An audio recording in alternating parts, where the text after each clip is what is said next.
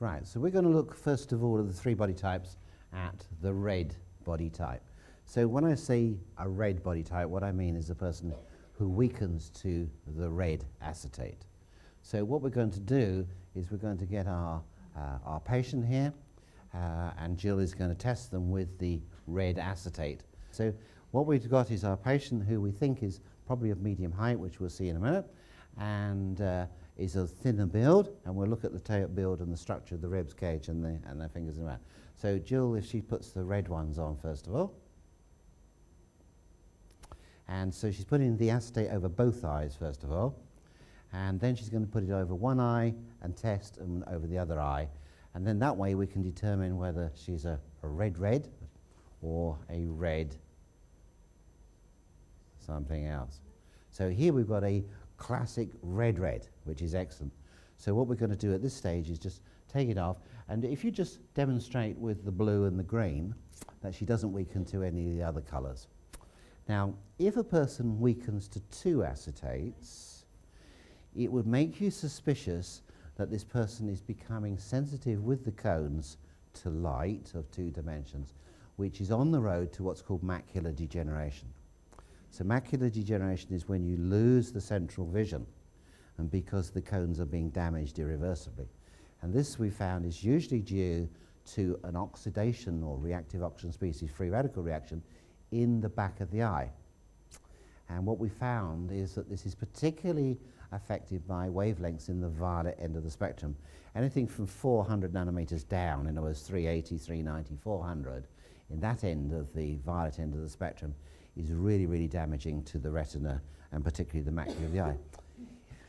If in the event the person weakens to all 3 colours, then they've definitely got macular degeneration. They should probably not be driving.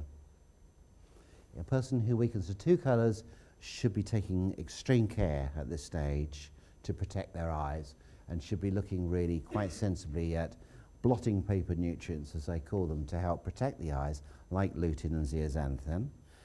Zeaxanthin is more for the cones and lutein is more for the rods, but they should definitely be taking a product with that in, and possibly bilberry extract in there as well, and maybe a few nutrients to help activate the rhodopsin pathways.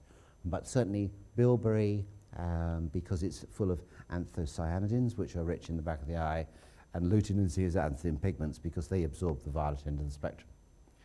So what we've built up is a pattern of a stereotype red person of medium height. In the case of a lady, female, this is going to be about 5'5" to 5'7". So yes, you will occasionally get a taller red and a slightly shorter red. So there's an inch either way, but generally the percentile you'll find is within that. So how tall are you? I'm 5'5". 5'5". Okay, so she's just there. What's the Christian name? Nikki. Nikki. So Nikki is exactly, in the brackets, all right, here. Okay, now what I want to do is to see if she fulfills any of the other requirements. So she's probably on the thinner build by the looks of it. She's medium height and on the thinner build. And if we look at her hands, could you put your hands up and turn towards the camera? That's fine, excellent. What you should see here is a thinner hand, because she's a thinner build person, with longish fingers. Now, you see these playing pianos a lot, on television. If you look at pianists, very many pianists are like this. Long, thin, beautiful fingers there. Unfortunately, they tend, with time, to get knuckles on them. Knuckles are swellings on the interphalangeal joints, so they're a little bit prone towards those sort of disorders. Now, just put it down again. What we'll find is that the principal gland, which coordinates because it gives them this long, thin figure and on the thinner build, is dominated by the thyroid gland. So the thyroid is the principal coordinating gland with a red person.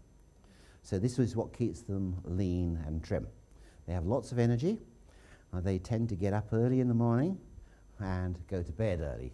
They've got a fast metabolic rate. And to maintain that fast metabolic rate, they need high protein. And the best protein for them is animal protein. So they are meat eaters here.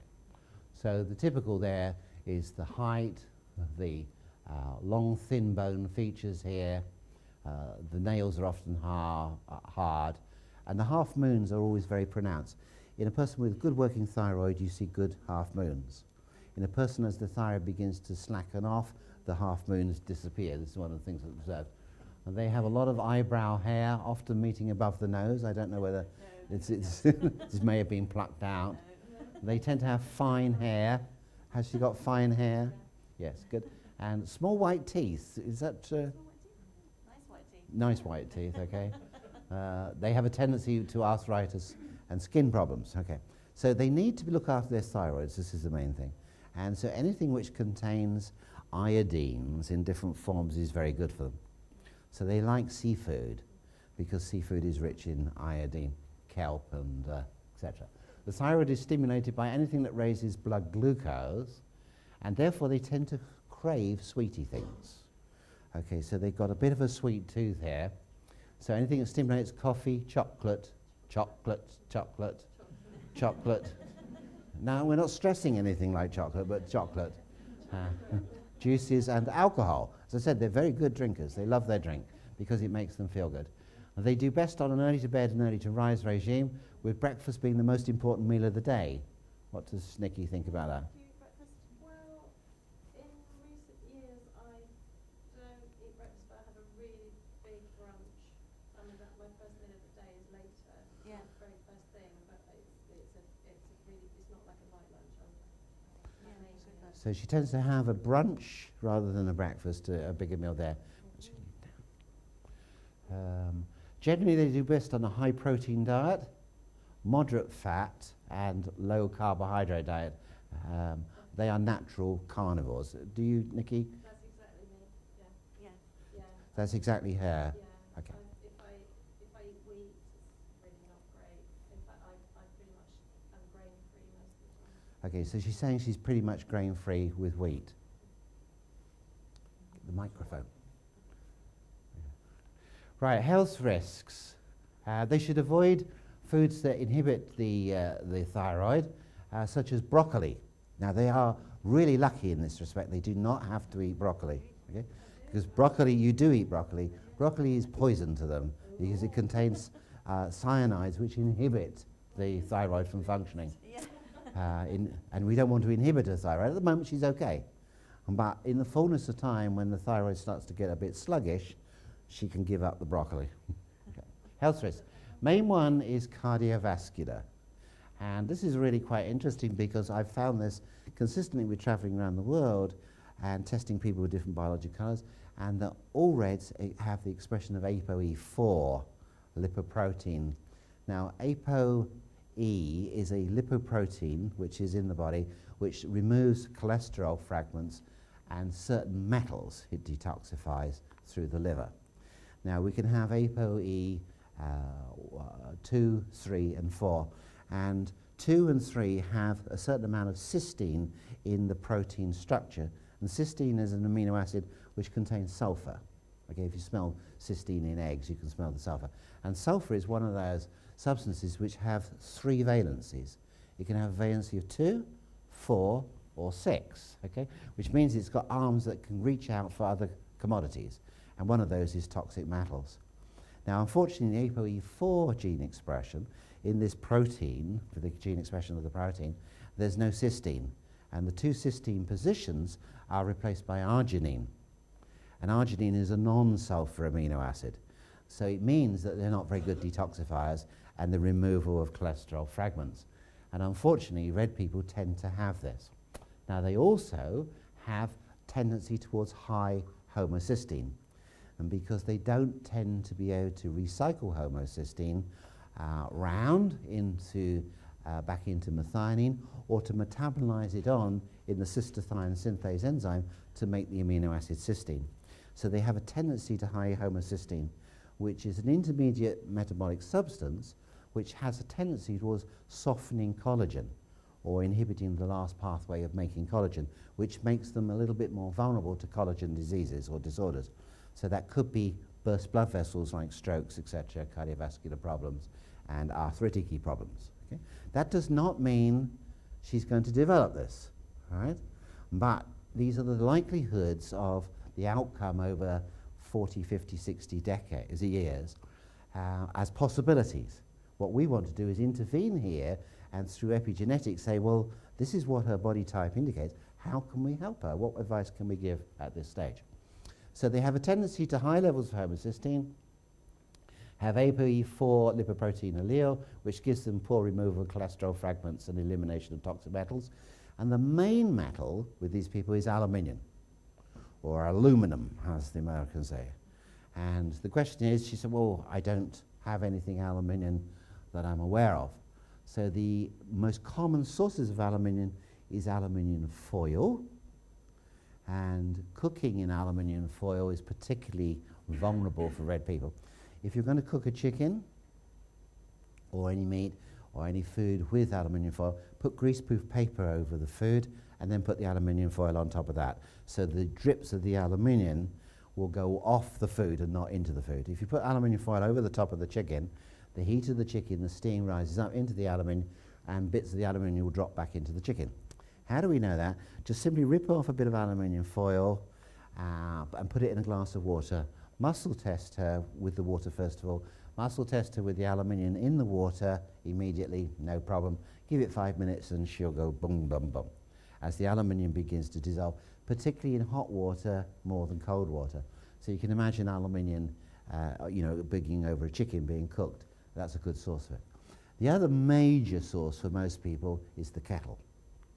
And it's the element in the kettle often. Sometimes the kettle itself is made of aluminium, but more often than not it's the element which is heated, and that gives off. So when you have a look at any saucepan or cooking utensil, it tends to get pitted if it's aluminium over a period of time.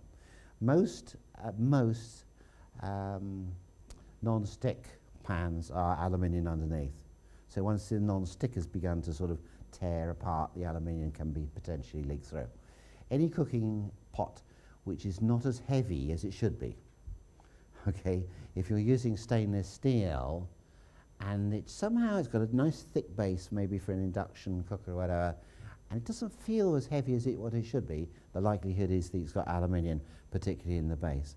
So what you really want as far as the kettle is one of those plastic see-through bottoms where the element is below the water and not in the water, or use a saucepan on the cooker. Okay, so always think aluminium. Now we know that the brains of most Alzheimer's condition, the only way really you can diagnose Alzheimer's is at autopsy. You can't be sure a person's got it, it's a name, that's all. But at autopsy they can analyse the brain of what's left of that brain, and in the majority of cases it's loaded with aluminium. What they don't know is whether that has any effect on the cause, or it's just that the brain has shrunk and therefore metals in the system have become more concentrated. Okay, so the idea is maybe this is an artifact in the reading, is that it's not a true reading, it's just because the brain has shrunk and therefore the concentration of the metal. But I would say it's probably round the other way, is that it's the red body types who actually don't eliminate aluminium, and with all toxic metals and chemicals, the place you store it is in the fat in the body.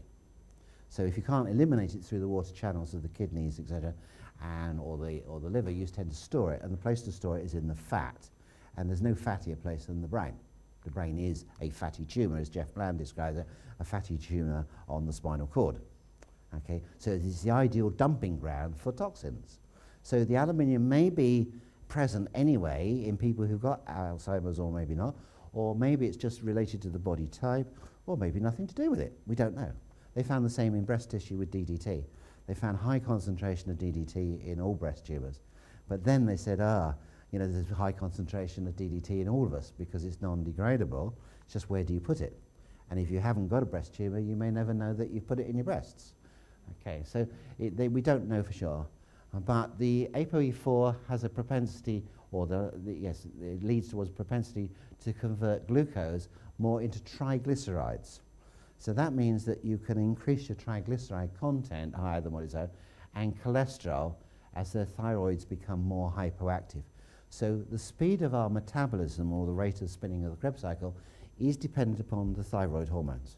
That's the main function of thyroxine, is to regulate the speed of the Krebs cycle, or our metabolic rate. So as we begin to slow down, the Krebs cycle doesn't spin in the same way, and then we shunt our acetyl-CoA, or the substrate in the Krebs cycle, off into making triglycerides and cholesterol.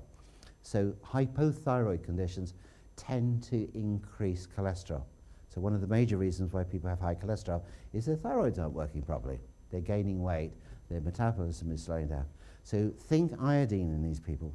Think bladderwrack, think black walnut tincture, wonderful source of iodine. Think kelp, think seaweeds, or any iodine supplement. So spinning the Krebs cycle depends upon thyroid hormones. Ample intake of iodine is required. And we need iodine not only for the thyroid, but we need iodine for the immune system as well. It's a very, very powerful immune system killer, which is why we use iodine to paint onto where there's a scratch or a wound at all, because it's antiseptic. It's the natural way red people kill their bugs. So they need the iodine as their fighting chemical. And they also need it to balance their estrogens.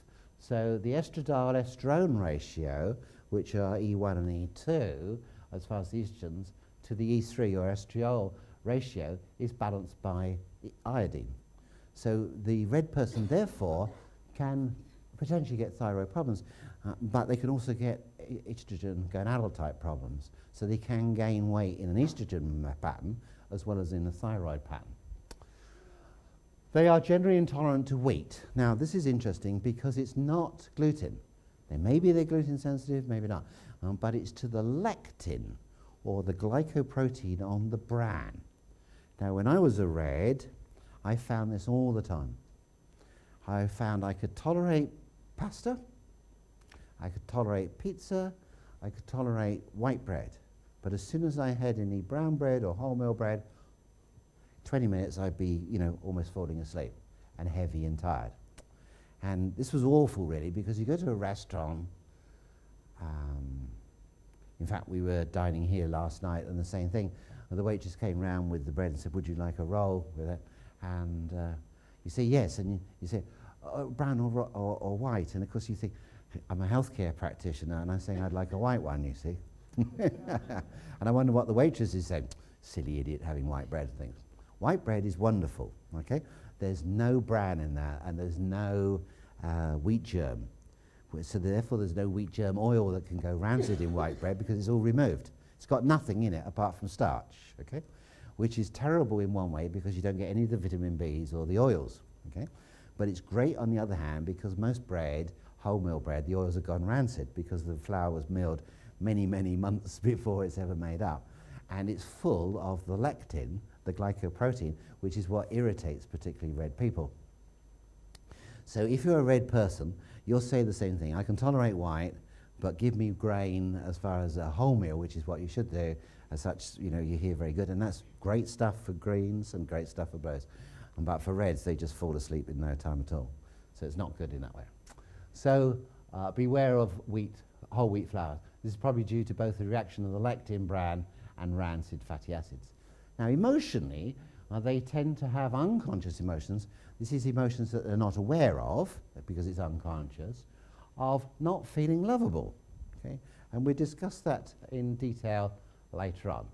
So they don't feel as though they're worthy of love. They don't feel lovable. And they need to enhance the quality of forgiveness, of letting things go. They tend to hold on to negative emotions. Aromatherapy, we found that all these people using different aromatic oils strengthened to mandarin, juniper, sandalwood, lemongrass, and rose absolute. So these are lovely aromatherapies which can be given as a spray or in whatever way aromatherapies can be given, put on the handkerchief, maybe diluted and put on there.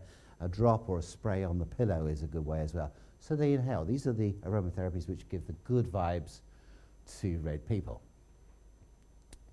Diet-wise, let's have a look at the typical stereotype. Breakfast is most important. In Nikki's case, she had a big brunch instead of breakfast, but is on the right way. High protein, moderate fats, low carbohydrates. Avoid wholemeal wheat, but is okay if it's refined. Avoid broccoli, but cabbage is okay. So that's the general rule there. Vitamins, what we find is on the vitamin side, they need more of the vasodilating vitamins. Okay, these people have a tendency towards more vasoconstriction. So vitamin B2 and B3 are vasodilating. B1 is more vasoconstricting. So they need B2, B3, B6. B6 is very important, involved with homocysteine, high levels of homocysteine. Folic acid and B12, these are all called methylation substances.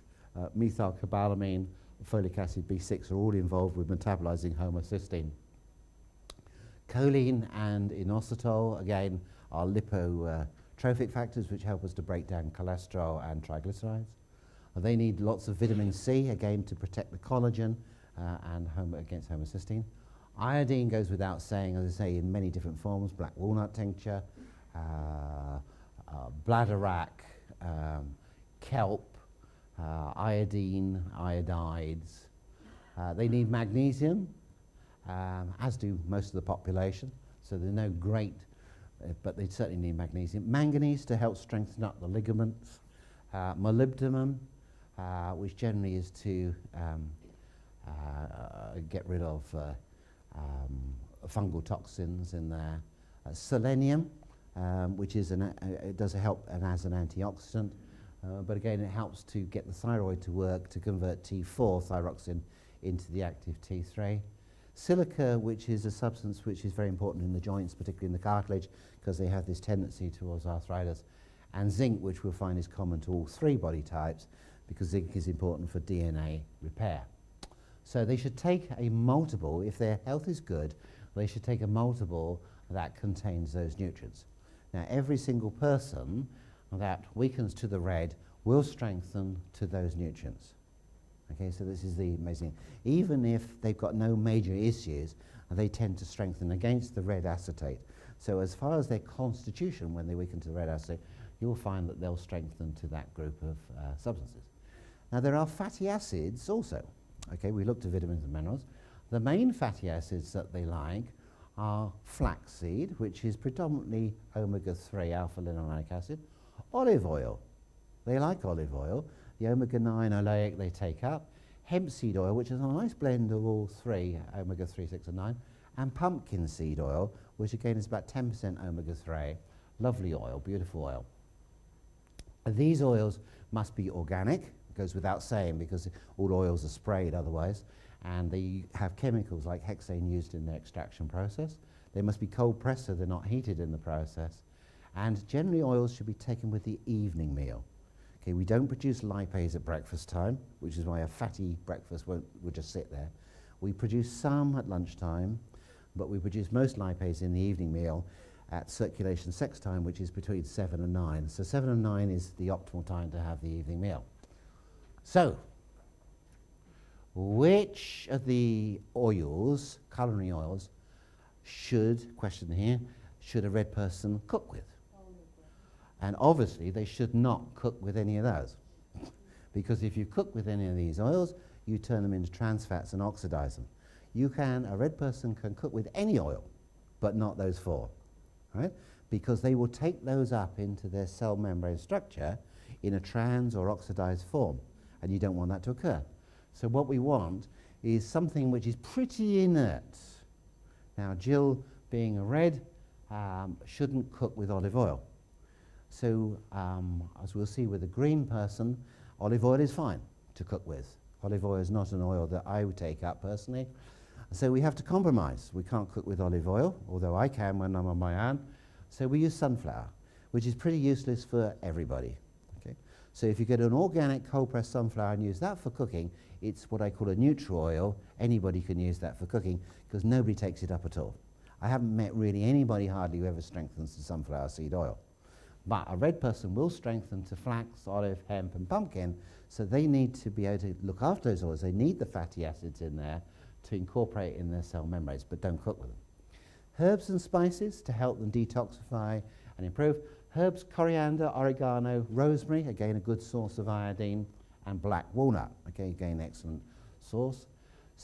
From a spice point of view, to improve their metabolism, cumin, fenugreek, ginger and mace.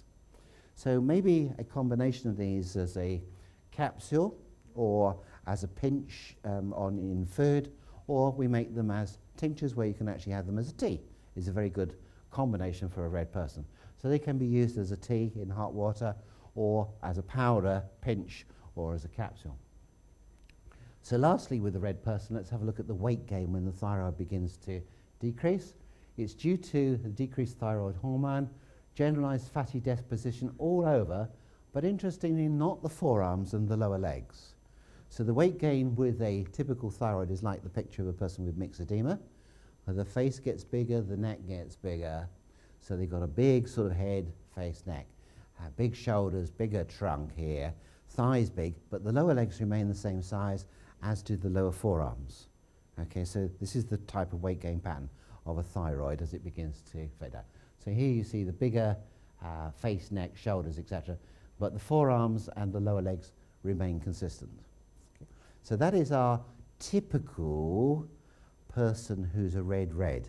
Okay, so we've summarized the bone structure of this, of the likes and the dislikes, their tendency towards accumulating aluminium, their expression, that they have expression of ApoE4 and homocysteine, so their tendency is more towards the cardiovascular diseases as they get older and arthritis. We know that they need to always think about iodine to improve their metabolic rate and to balance their hormones. They're intolerant to whole wheat, this would be the dietary program that you would say improve the protein amount for breakfast, increase that, and have a look, particularly red meat and fish are very, very good for them. Low carbohydrates because they tend to increase their triglycerides and cholesterol. So they're fast metabolic rates and we want to keep them that way through their working life. Okay.